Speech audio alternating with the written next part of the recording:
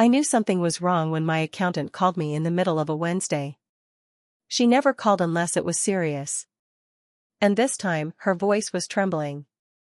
"Emily, your entire investment account has been emptied. All $184,000. I remember sitting perfectly still in my car, parked in front of the dry cleaners, the phone pressed against my cheek as if it could anchor me.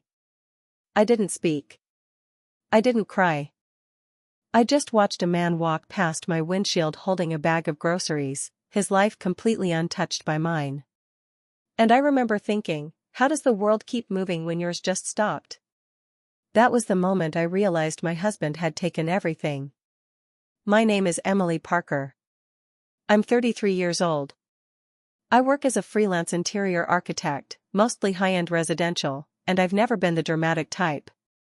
I like quiet kitchens, subtle lighting, soft linen sheets. I believe in preparation. In earning what you keep. I keep things simple. Which is why what Daniel did knocked the breath out of me. We were married for 6 years. Not happily. Not miserably. Just, steadily. Like wallpaper you stop noticing. He was in commercial real estate. Claimed he had big deals coming. Always on the phone. Always needing time. And I gave it to him, because I believed in space. I didn't nag.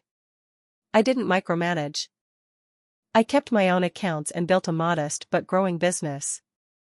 I did what I'd always done, I stayed out of the way and took care of things. 2 months ago, I asked Daniel to sign some tax forms for our accountant, a simple routine task. He glanced at them and smiled, "You handle it, babe. I trust you." Apparently, he'd been handling things too. Just not the way I expected. The withdrawal logs showed a series of transfers, some clean, some sloppy, across 3 weeks. One went to a business account he never mentioned. Another to a private attorney. And the last was a wire to a numbered account in the Cayman Islands. I didn't even know he'd applied for joint control of my brokerage account until it was already gone. I told myself I would confront him that night, that I would keep my voice steady. But when I walked into our condo, suitcase half open on the floor and his clothes missing, I understood. He wasn't coming back. There was no note. No explanation. Just a laminated folder left on the kitchen counter with my name in typed letters. Inside was a single page. "Emily. This isn't what you think. I'll explain when the time is right. Please don't make this messy. D." No signature. No warmth. Just those words, "Don't make this messy." The man I'd once shared every morning with had disappeared like vapor, and all he left was a polite instruction not to cause a scene. I stared at that note until my eyes blurred. The next morning, I filed a police report. Then called a lawyer.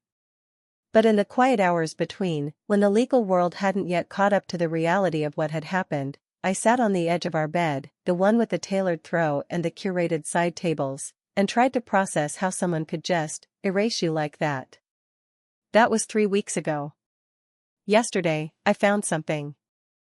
I was sorting through Daniel's remaining files, looking for anything that could explain what he'd done, receipts, records, missed clues, when I found an invoice. It was for a consulting firm based out of a post office box in Arizona. Nothing on the form was familiar, except one thing: it listed me as a client. Apparently, Daniel had signed me up for something under my name, my social, my business email, without ever telling me. It was dated 6 months ago. That was the moment everything shifted. The moment grief gave way to something colder. Because Daniel hadn't just stolen from me. He'd been planning it. And he'd used me in the process. The final detail that snapped me awake? He hadn't gone off the grid. He was in Phoenix. With a woman named Alyssa who worked for one of the firms he used to consult for. I only knew because I finally did what I'd avoided for weeks. I checked his tagged photos on an old mutual friend's account. There he was. Smiling, tan, with Alyssa's arm around him and a caption that read, "Desert Power Couple Fire." My hands didn't shake. I just closed the app, picked up my clipboard from the desk drawer, and began making a list of everything he thought I wouldn't notice. And everything I was about to take back. My list began with a pen that no longer worked. I kept clicking it open and closed, as if the mechanical rhythm would keep my brain from splintering. It didn't. So I threw it away, got up, and opened the kitchen drawer, the one Daniel used to call the junk drawer, though it was the only part of the condo I'd organized perfectly, down to labeled paper clips. I pulled out a black Sharpie instead. Permanent ink. That felt more appropriate. The first item I wrote was Alyssa. No last name yet. But I'd find it. The second was why Phoenix? He hated the heat. But he also hated confrontation. So maybe Arizona felt far enough from consequence. After that, the list became less about details and more about remembering who I was before him. It's strange how quickly you can start erasing yourself to accommodate someone else. How you fold your ambition in half, then in half again, until it disappears entirely inside someone else's ego. Daniel never asked me to do that. He just quietly moved his needs to the center of every conversation. And I, like the interior designer I was, rearranged everything else around him. By the end of that first night with the clipboard, I had 17 items. Some were strategic, like tracking the shell company he used to move the funds. Others were emotional, like buying back the mirror he made me sell because it didn't fit the vibe.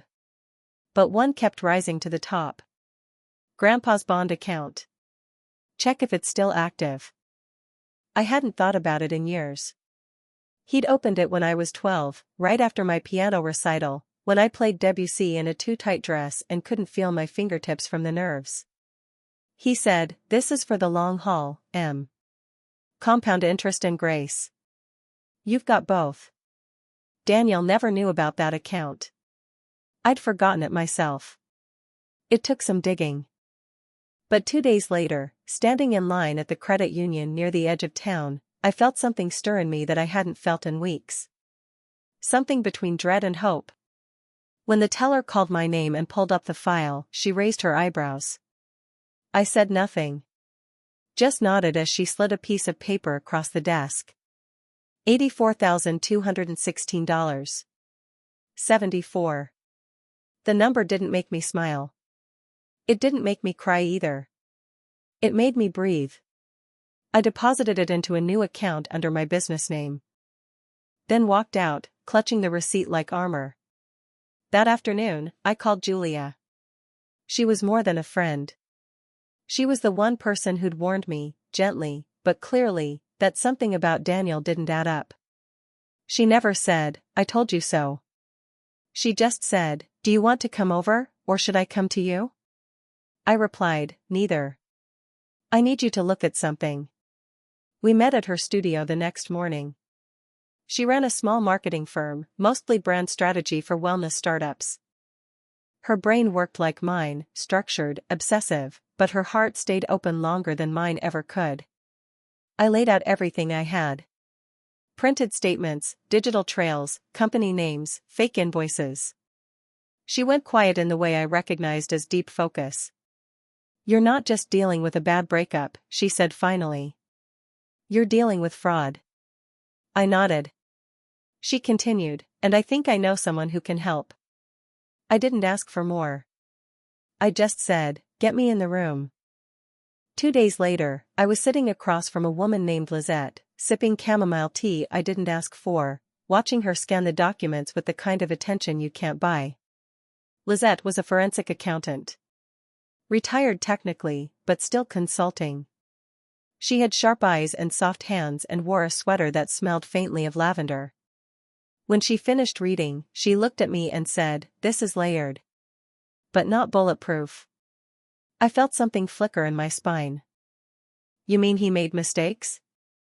I asked. She nodded, "Enough to leave a trail. But not enough for prosecution, yet. He's hiding behind LLCs and professional courtesy. Which means if you want to get anything back, you'll need to hit him where he's not protected." I knew exactly where that was. His image. Daniel had spent the last 6 years crafting an identity: charming real estate guy, urban developer, creative visionary. I'd helped build that brand.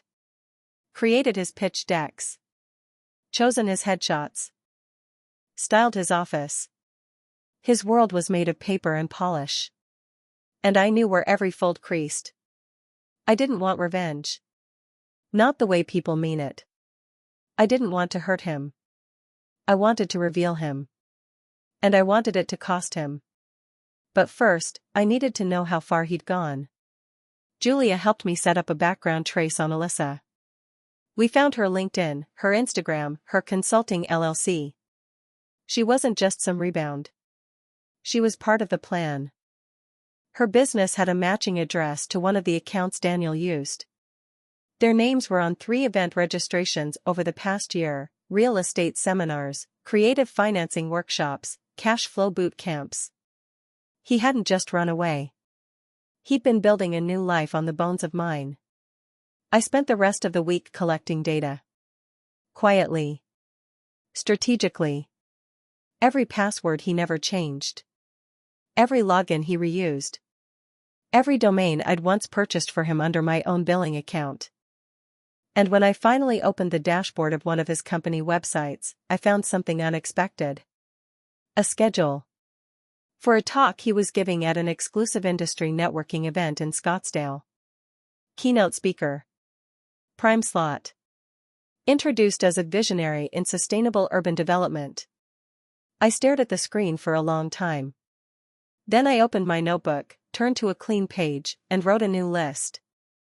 Across the top I printed, in black Sharpie: public lies. Private truth. Then I made a call. Not to Daniel. To the event organizer. I told her I was doing a brand audit on a potential speaker. I gave her my credentials. I offered a few soft compliments. Then I asked, "Has Mr. Parker submitted his documentation for vetting?" She replied, "Of course. We reviewed it last week." I asked, "Could you tell me which LLC he's listed under?" She paused. Then said, "Desert Ember Holdings." I thanked her, hung up, and looked at the name again. I had heard it once before, briefly, in passing, when Daniel was talking to a man over dinner about opportunities in underutilized land parcels. He called it his future. I hadn't realized he meant one that didn't include me. I opened a new browser tab. Typed in the name. And what I found made me close my laptop very slowly, set it on the table, and sit back in my chair without moving. Because Daniel hadn't just created a new company. He'd used my design work to build it. Photographs. Renderings. Mock-ups. Entire portfolios I'd created for clients under NDA, now copied, rebranded, and posted as his vision. With Alyssa listed as his creative director. He'd stolen my money. Now he was stealing my work. And as I stared at the stolen images, my breath shallow and slow, I felt something I hadn't allowed myself to feel in weeks. A quiet, aching rage. But it was the cold kind. The useful kind. I picked up my pen. Wrote one final note. He used me as his foundation. He forgot I build structures. And in that moment, I knew exactly where I'd show up next. Not as a wife. As a witness. And not alone. Sometimes, silence is the most dangerous emotion. Not anger. Not grief. But the hush that comes after both. I didn't tell anyone what I was about to do. Not Julia, not Lizette. The night before the flight to Phoenix, I simply packed one carry-on and left a note on my kitchen table that read, "Do not disturb. I'll return with answers." I wasn't there to confront Daniel. Not yet. I wasn't ready for theater. What I needed was more quiet. More information. More weight on my side of the scale. The industry event was held at a boutique hotel, one of those desert chic properties with sandstone walls, fountains that whispered, and architectural lines sharp enough to wound. Everything about it was curated to impress. Daniel's face smiled from a standing banner in the hallway, lit by soft spotlights, his name printed in a bold serif font underneath the words, Urban Renewal with Vision. I didn't go inside. Instead, I waited in the adjoining cafe, watching from behind tinted glass as he schmoozed and gestured and circled the room like a man made of charisma. Alyssa wasn't far behind, always slightly to his left, laughing on cue, touching his arm lightly. I noted everything. His pacing. His smile. The way he introduced her. The clients he lingered near. One in particular, older, tall, wealthy. That was the man I needed to know more about. An hour later, I followed Daniel to the valet stand, staying just far enough back not to be seen. I watched as he climbed into a white Tesla and handed Alyssa what looked like a folded receipt. She kissed his cheek, then walked off in another direction.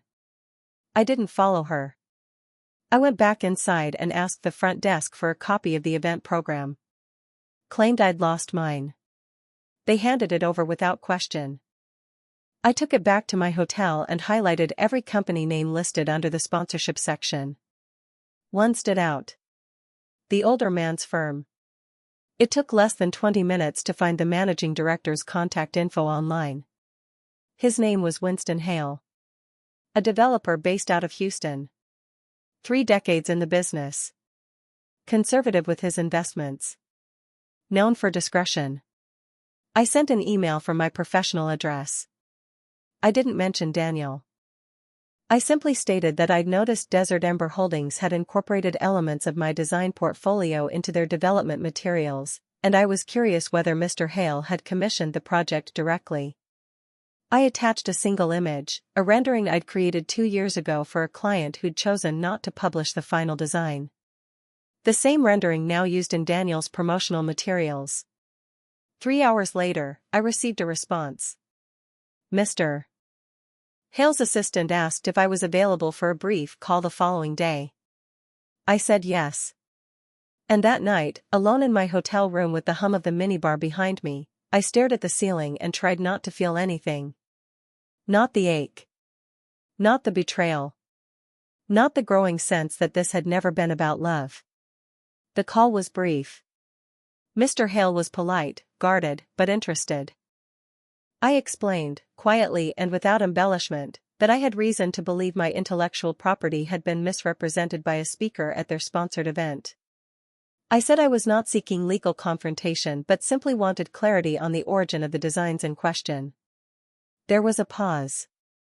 Then Mr. Hale said, "That explains a few things." "Thank you, Ms. Parker." We ended the call with no promises, no threats. But I knew I'd placed the first crack in Daniel's new foundation. Still, it wasn't enough. So I returned to the hotel where the event was still unfolding and waited for the final session to begin. Daniel was scheduled to speak last. A keynote. The crown jewel of the afternoon. I slipped in through a side door, stood at the back, and watched. He was in his element.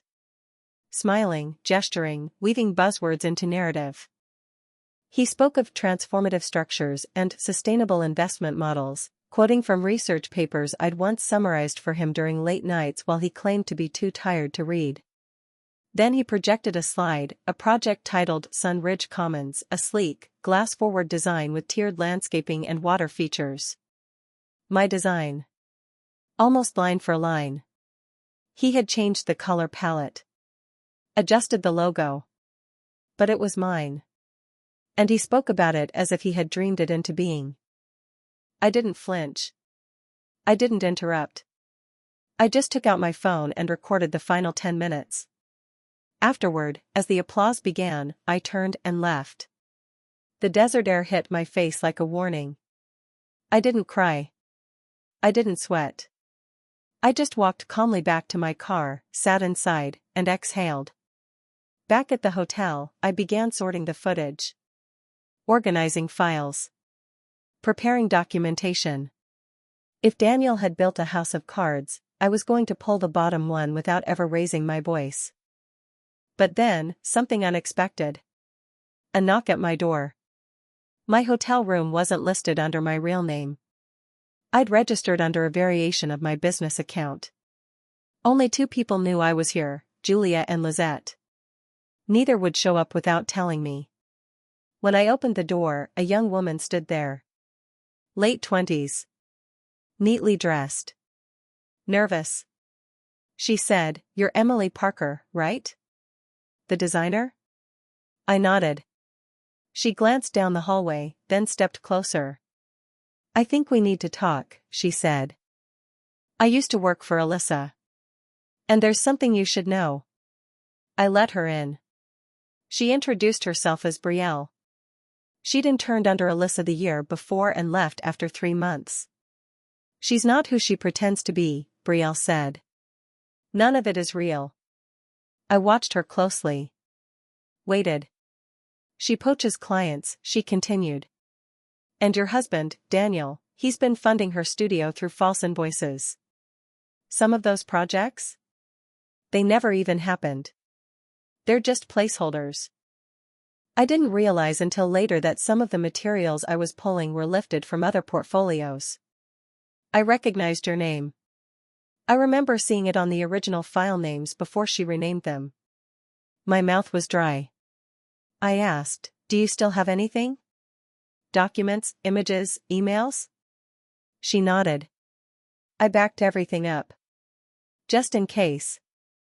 She made me sign an NDA, but I didn't sign with my real name. It was almost too perfect.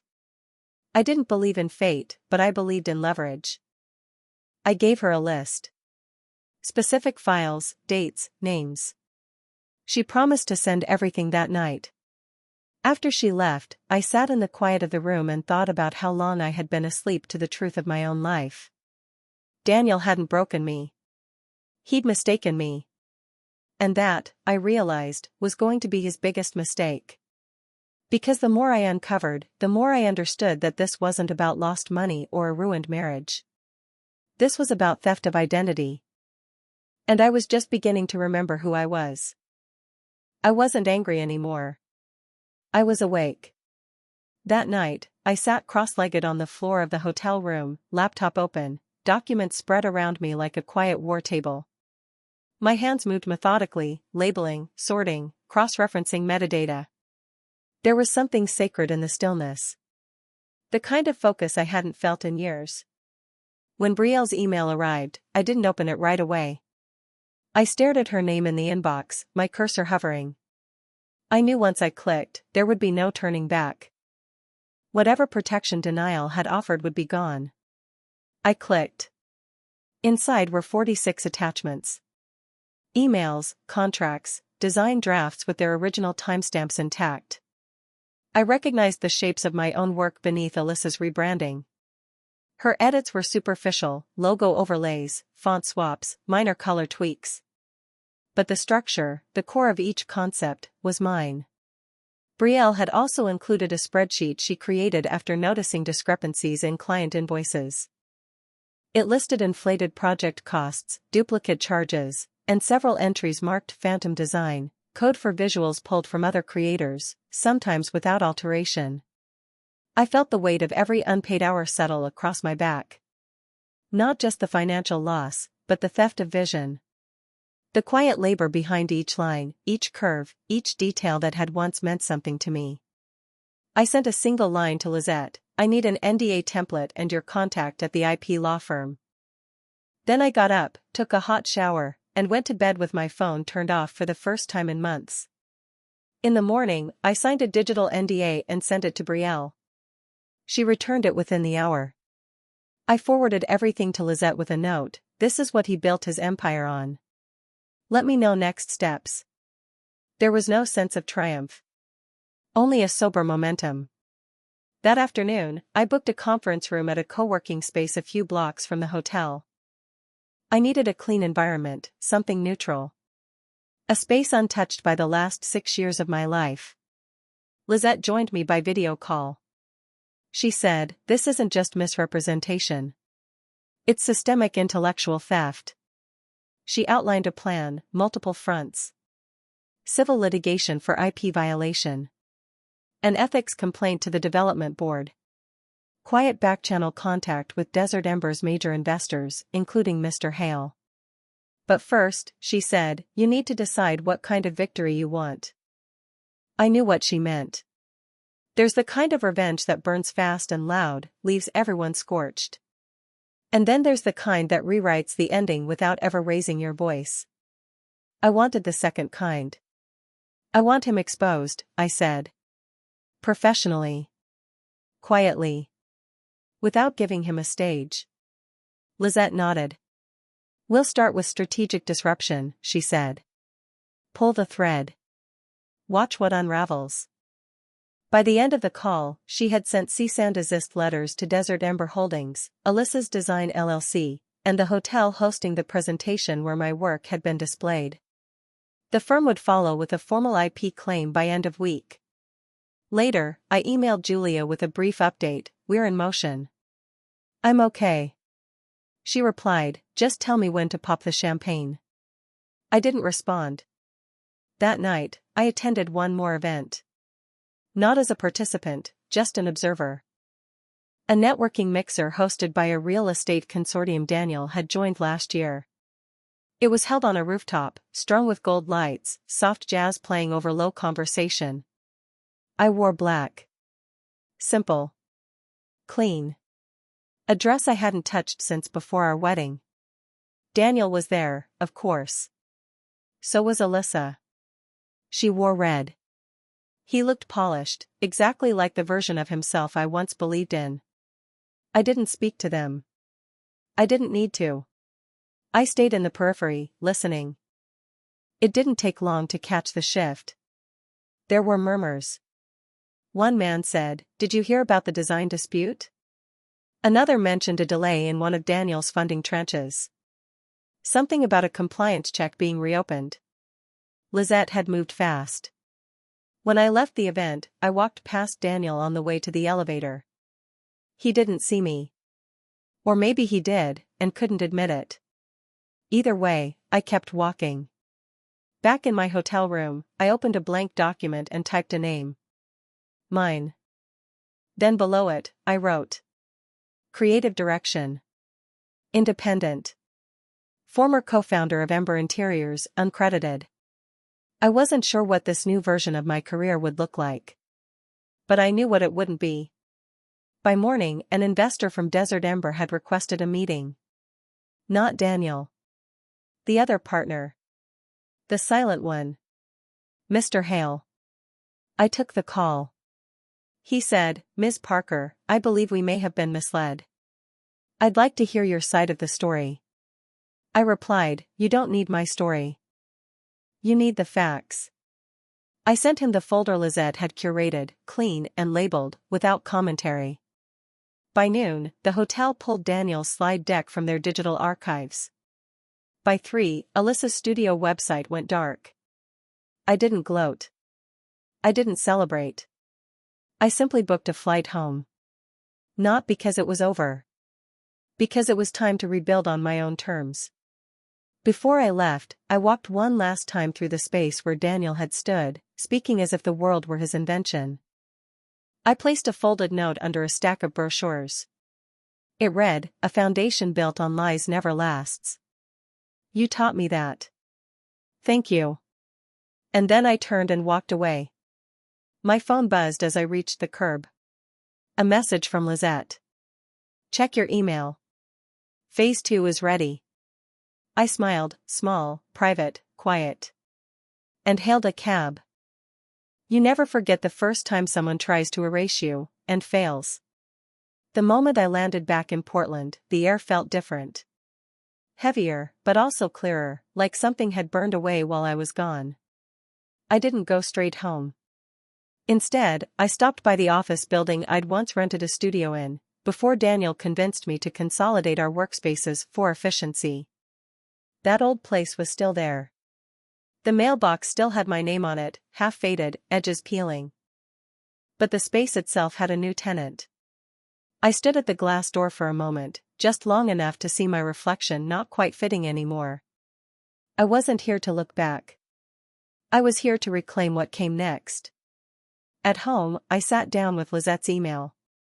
Subject line, Phase 2, Engagement Strategy. Her words were clipped, professional, laced with quiet satisfaction. The attachment included the plan to release a portfolio of documentation to 3 critical parties simultaneously: Daniel's primary investor, his most recent client, and the ethics board at the Urban Development Association. Timing, she wrote, was everything. We needed the drop coordinated, clean, and undeniable. There would be no threats.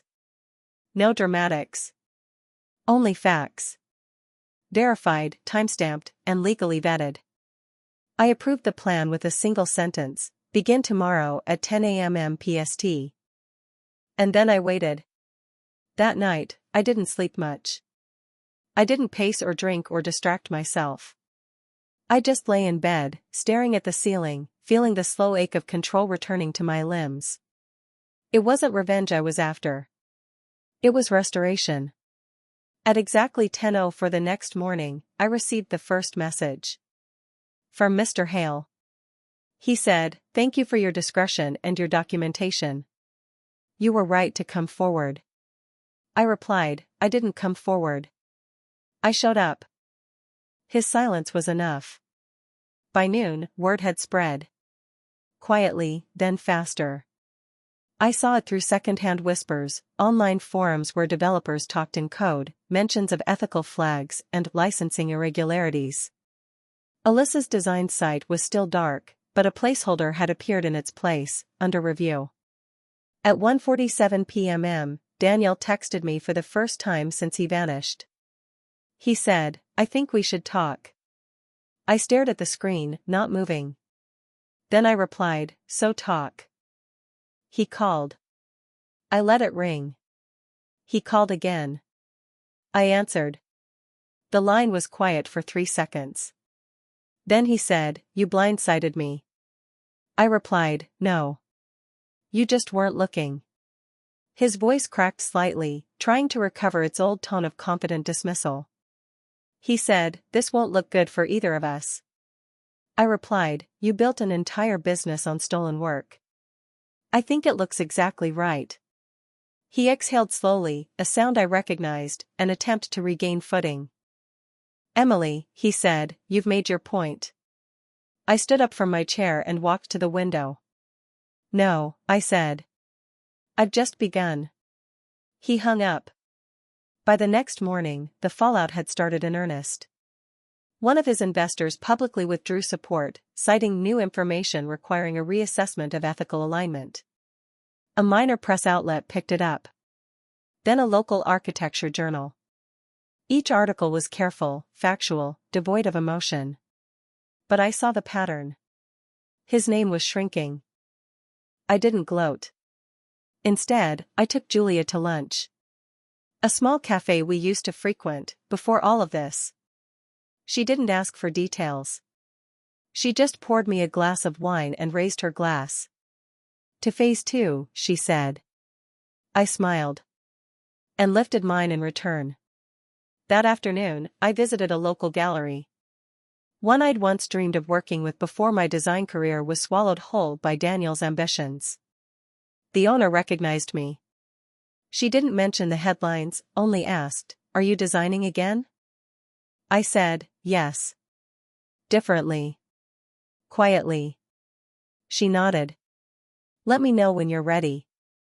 At home, I found the note I'd written months earlier, buried in an old sketchbook: "Remember who you were before he needed you." I tore it out and pinned it above my desk. That evening, Lizette called with an update.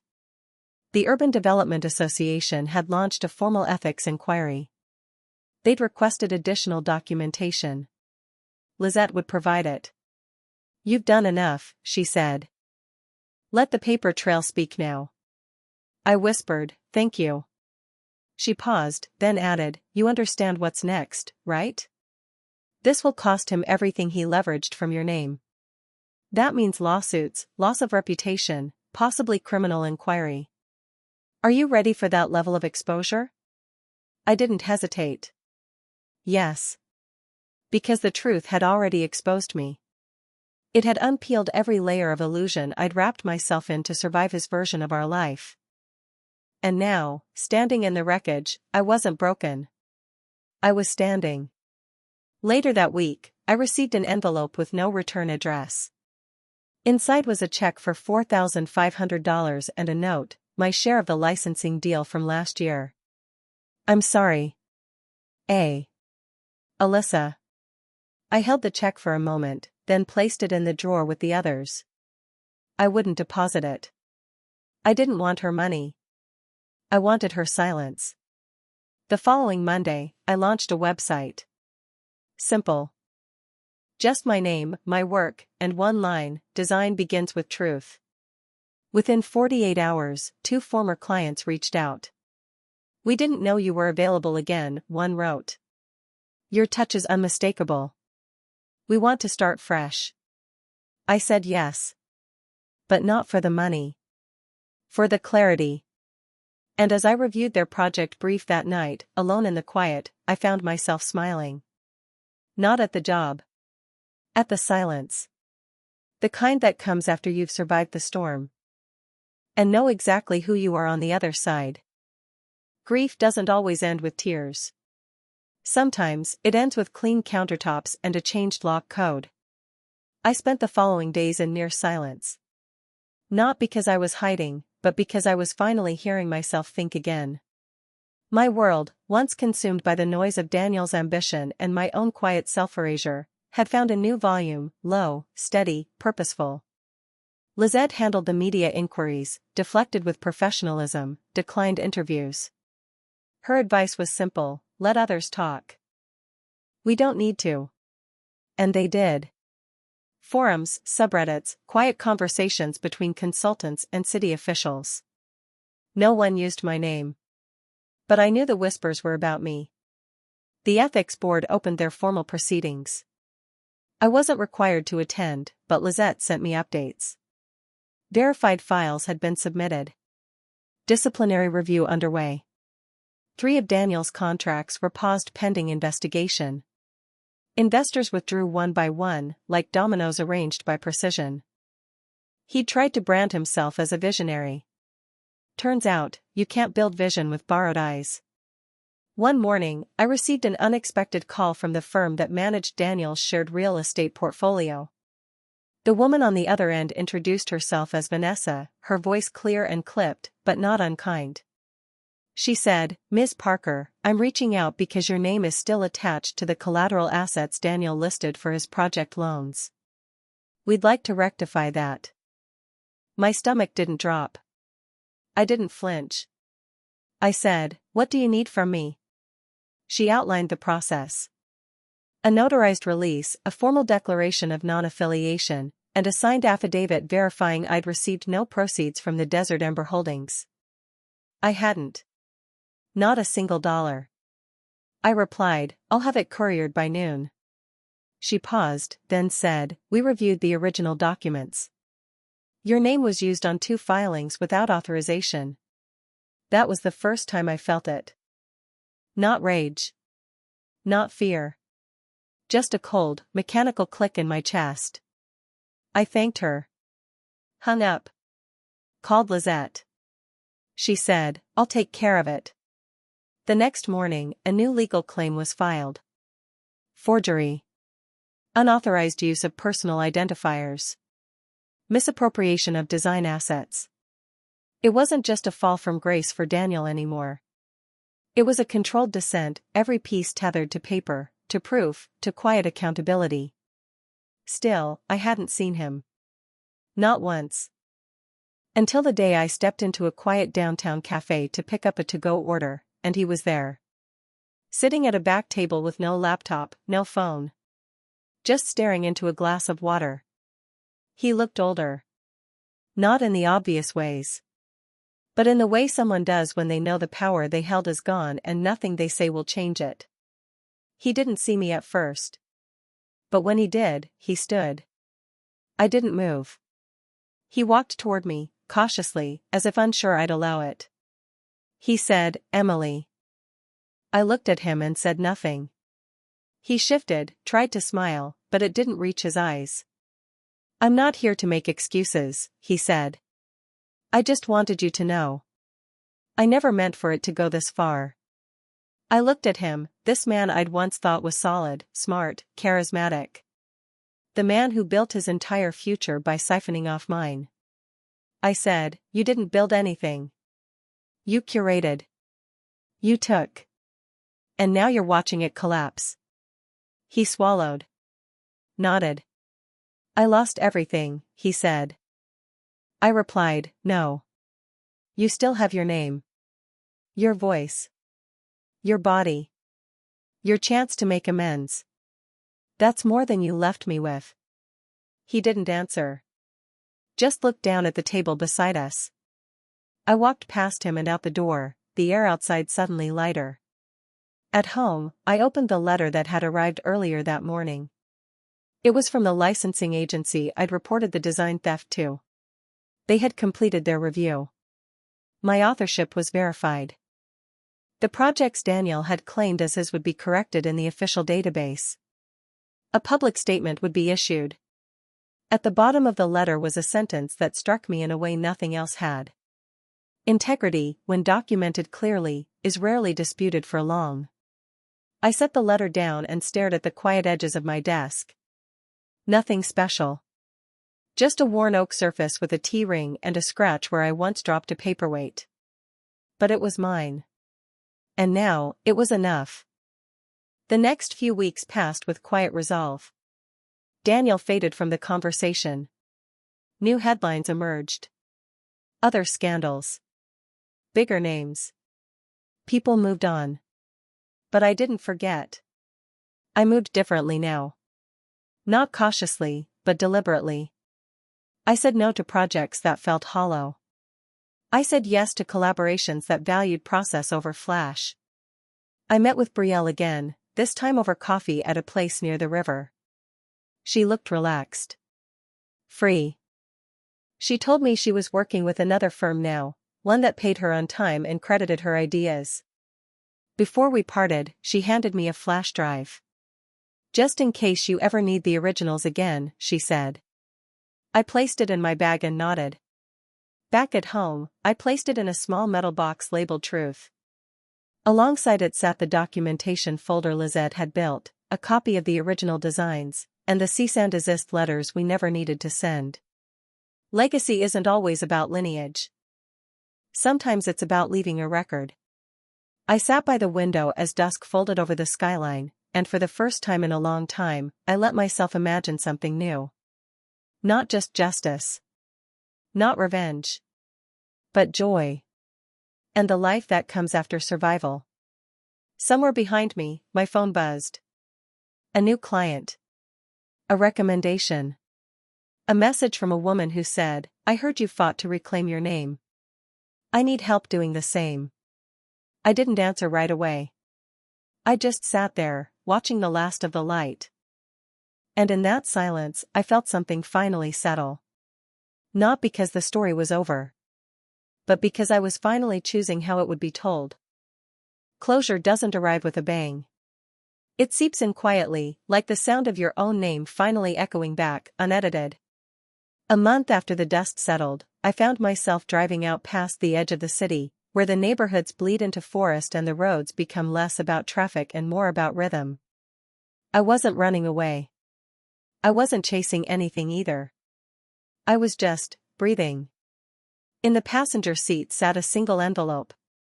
No return address, just my name written in Daniel's handwriting. The letter had arrived a week ago. I hadn't opened it. I hadn't needed to. I already knew what it would contain, regrets written too late, justifications posing as honesty. The kind of apology that still centers the person giving it. I didn't throw it away. But I didn't read it, either. I kept it sealed, untouched, and slid it into a file labeled unopened. Not out of pettiness. But because sometimes, leaving something unread is the most powerful answer you can give. Back home, I finished preparing for a new client presentation. Not a high-profile deal, no grand launch. Just a modest space, a community library undergoing redesign. They wanted something simple, welcoming, grounded. I understood that. The meeting went well.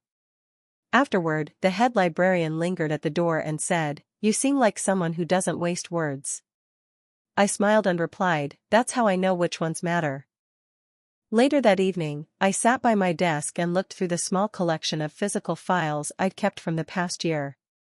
I wasn't holding on to them for safety anymore. I was holding them as proof of survival, of transformation. I opened the metal box labeled Truth and ran my fingers along the spine of the folder inside. Still organized. Still intact. Still mine. And then, without ceremony, I placed it on the top shelf of the cabinet and closed the drawer. Let the record remain. But let it rest. A few days later, I received an invitation to speak at a local university. A guest lecture, Design Ethics and Professional Boundaries. At first, I hesitated. I'd never seen myself as someone others might quote. But then I remembered how many times I'd wished for a voice like mine while I was drowning in someone else's story. So I said yes. I spent the next week preparing. Not slides, not statistics, just words. The right ones. Clean and measured. I spoke about authorship, ownership, and the quiet ways women are taught to disappear behind other people's names. At the end of the talk, a young woman stood up and asked, "How do you know when you've healed?" I paused. Not because I didn't know. But because I did. I said, "When you stop needing the wound to prove the damage. When your own name feels like enough."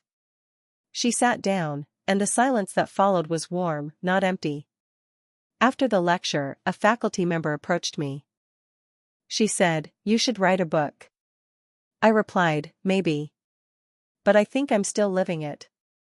That night, I walked home through the city. It was raining softly, just enough to feel it on your skin, not enough to soak. And as I moved through the quiet streets, I realized something strange and comforting. No one knew who I was. No one was watching. And for the first time in a very long time, I liked it that way. I unlocked my apartment. Made tea. Sat by the window and watched the lights ripple on the wet pavement. Then I pulled out my sketchbook, an old one, tucked away in the back of the closet. Blank. Untouched. No logos. No deadlines. Just space. I turned to the first page and began to draw. Not for a client. Not for a pitch. Just because the idea asked to be seen. My lines were sharper now. Cleaner. But still soft in places where they needed to breathe. And as I sketched, I remembered who I had always been beneath the compromise. Not bitter. Not broken. Just unfinished. Before bed, I lit a single candle in the corner of the room. Not for ritual. Just for the comfort of the light. I watched it flicker. Then I whispered, softly, to no one, "I'm still here." And for the first time, that felt like enough.